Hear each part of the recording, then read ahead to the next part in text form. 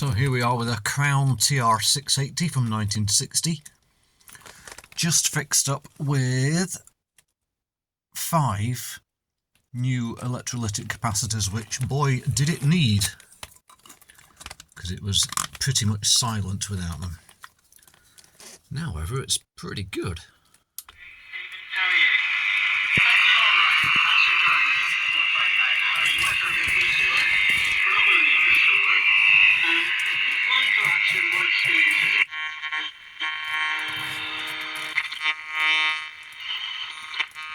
Plenty of noise, of course.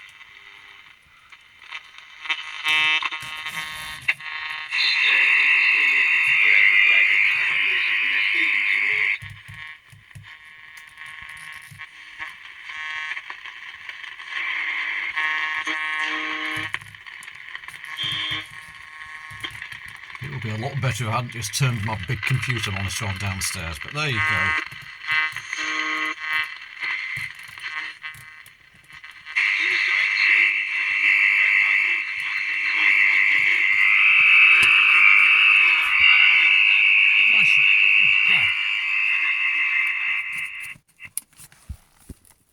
Nice radio.